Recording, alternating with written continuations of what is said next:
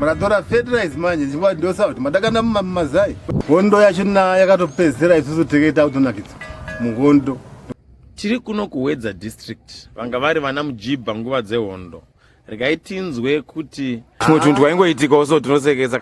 Kwaiti nini? Michael Dapi, Jonoka Dapi, Maveni Mandezera, Samson Jasi, taenda kumba kwa mai vangu kuti akunobika sadza. Kati akomana chopa tapuka mazai. Mazai takabika sadza lichibika mwachibika sadza mazai zvese sakuti maratora fertilize manje chingwa ndosa kuti madakana mumazai. Wakatora mumba muyeru vengeni mukapenge bauzi pakati. Namwe. Batapitaisa mumazai wa mukazi wacho. Tena mjibha. Ndamaira kubhesi. Ere kutaimira kuti mbameno zvaitika titoona kwatiri pano. Kuzi pano pakatengeswa kudhara. Batadzokera chibata tunozonobika kwamagwendere kwa Samson Jasi. Hondo yachina yakatopedzera isusu teketa autonakidza. Muhondo. Nekuti tangojaira vanhu kugara musango.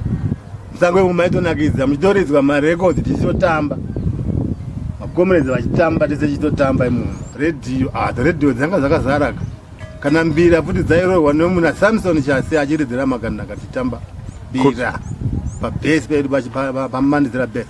Mbira zirohwa tabva kurumbira. Poya radio. Paitwa pungwe makomeredza akakomba vanhu. Pungwe yakazara vanhu vese pamusha. Achainakidza nini ndangoona chijairira chogara musango. Zvara ndikangangangwendera ndakadedzerwa masoja akanzi uyai netsoka. Mukauya nemotikari akukuzivai. Ndianaida. Mutengesi. Vaititengesana nhasi mupenyu akuru pazvigaro zvemumusha. Masoja aya akanga uya netsoka. Ndakanzwa imbwa yakahukura zvakaipa imbwa yakwambo yangu vanonzi vachinhamo. Yainzi Zagwa. Ndobva ndabuda mumba ndichisasadza ndaidya ndakasiya. Ndikamhanya ndikatopinda mugomba. Ndichibudisa musoro ndikaona pamba pazara masoja. Ndobva ndaramba ndiri mugomba imomo. Mwana womukoma wangu ainzi Charles Chambwa naShepard Charenga vaiuya kuzoona mbuya wamagirazi vachida manatisi. Ndopa vakaonekwa nemasoja aya kunzi uyo ndopa vakatananiswa nemasoja aya kusvika vatiza vakazonopfuura munhu ainzi Mashendende kwaMutunhire. Izvo zvani zvikanga nomubva musiwo. Nanhasi ndikafarangarira ndotozvifunga zvese. Zvaiitika muhondo.